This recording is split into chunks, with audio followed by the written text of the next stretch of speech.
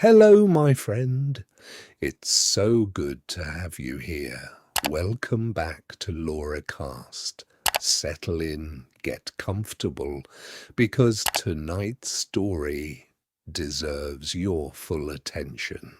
Has anyone ever told you that you were too small for your own dream? Too slow? Too quiet? Too far behind to ever catch up? Almost everyone carries a memory like that somewhere. Tonight, we follow a boy who had told exactly that by a doctor with numbers on a piece of paper. He was 11 years old. The doctor said his body had quietly stopped growing. Without expensive treatment his family could barely afford, he might never reach the height the sport expected of him. The biggest football club in his own country heard the cost of helping him and walked away. That's usually where a story like this quietly ends. A door closes, a dream gets smaller than the boy who dreamed it. But not this time. Years later, that same undersized boy would score more goals than almost any human being in the history of the sport, more than legends twice his size ever managed.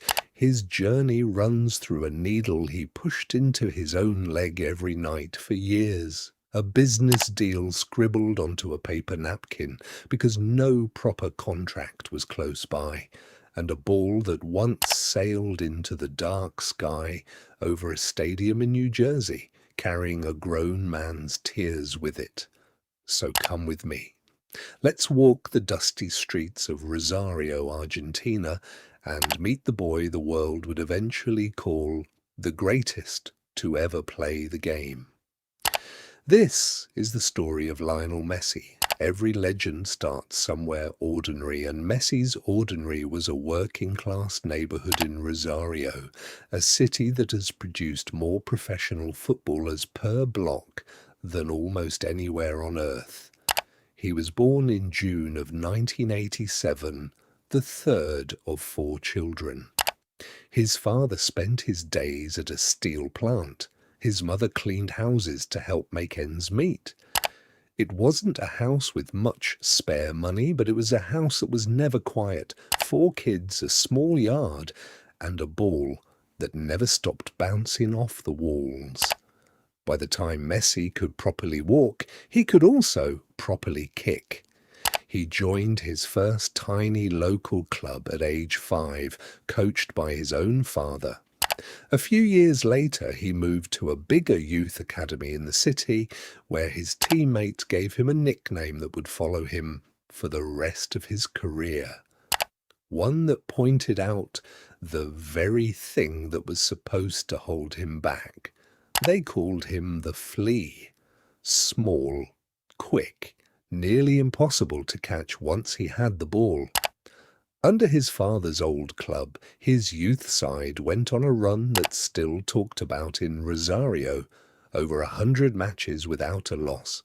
People in the stands started saying that group of kids played like a machine.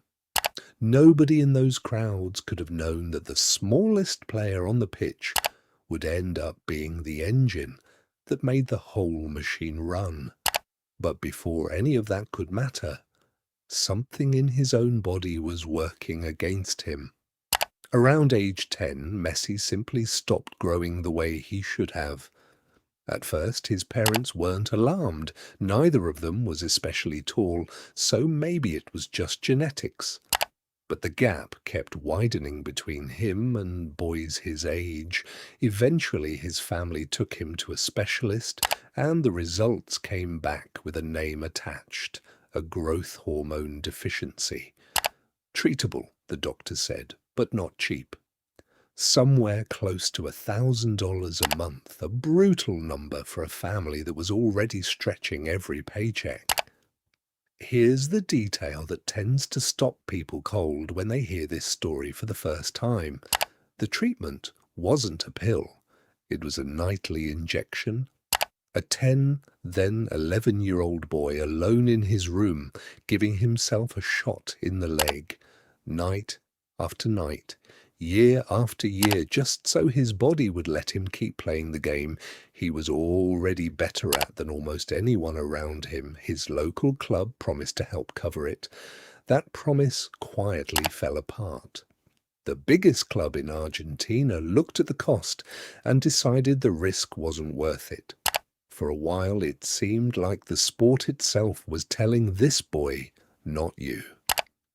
Then, in the year 2000, a phone call reached Rosario from across the Atlantic. FC Barcelona wanted to see him. The trial barely lasted long enough to be called a trial. The men running Barcelona's youth setup watched this undersized 13-year-old touch the ball a handful of times and knew immediately they didn't want to let him leave the building.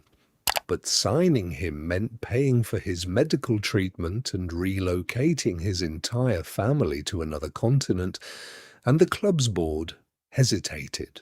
Weeks dragged on. His father, tired of waiting in a hotel room, was ready to fly the family home. So, according to the story that's been told and retold in Argentine football circles ever since, the club's sporting director sat down for lunch with Messi's father, determined not to let the deal slip away. There was no contract in front of them, so he asked for a napkin, borrowed a pen, and wrote the terms of an agreement right there at the table. A napkin. That's genuinely how one of the most important signings in the history of the sport was first put into words. Barcelona agreed to fund his treatment and bring his family to Spain. A door that had been slammed shut in Rosario had just been quietly pried back open on the other side of the world. Moving continents at 13 isn't glamorous, no matter how the highlight reels make it look later. Messi was homesick. He barely spoke to his new teammates for months. He missed Rosario more than he let anyone know. What he had, though, was time on a football pitch and a body that slowly, thanks to years of those nightly injections, was finally allowed to catch up to itself. He never became a tall or physically overwhelming player. Instead, he built something defenders still can't fully explain: a low, impossible balance, a first touch that seemed to glue the ball to his boot, and a read of the game that looked less like skill and more like foresight. At 17, he made his debut for Barcelona's first team. A year later, in 2005, he scored his first senior goal, set up by a Brazilian superstar named Ronaldinho, who scooped a pass over the defence and watched the teenager finish it like he'd been doing it his whole career. He had. What happened over the next decade doesn't really need much narration. The numbers do the talking. In 2009, under a new manager who built his entire tactical philosophy around Messi's left foot, Barcelona won every trophy available to a club in a single season, 6 of them, an achievement that had never been done before. That same year, Messi won his first Ballon d'Or, football's award for the single best player on the planet. Then he won it again. And again and again. 4 years running, a streak no one had ever managed before him. In 2012, he broke a scoring record that had survived untouched for 40 years, netting 91 goals in a single calendar year. To put that in perspective, that's not 91 goals in a career, that's 91 goals between one January and the next. There's one moment from these years that still gets replayed in slow motion by football fans decades younger than the clip itself. A 2015 Champions League match where Messi shifted the ball one way, then the other, left a World Cup winning defender sitting on the grass, then calmly lifted the ball over a World Cup winning goalkeeper. 5 seconds. A handful of touches. Two of the best defensive players on the planet made to look like they'd never played the sport before. And through all of it, Messi barely celebrated. He'd score, turn and jog back to the halfway line like scoring a goal that would end up in every future documentary about him was simply Tuesday. Here's the part of the story that most highlight reels skip, because it isn't about winning. For years, Messi was extraordinary for his club and heartbreakingly ordinary for his country. He lost a World Cup final. He lost more than one Copa America final. In 2016, after missing a crucial penalty in yet another final, his country lost. He stood in the locker room and told reporters he was done with the national team. He meant it.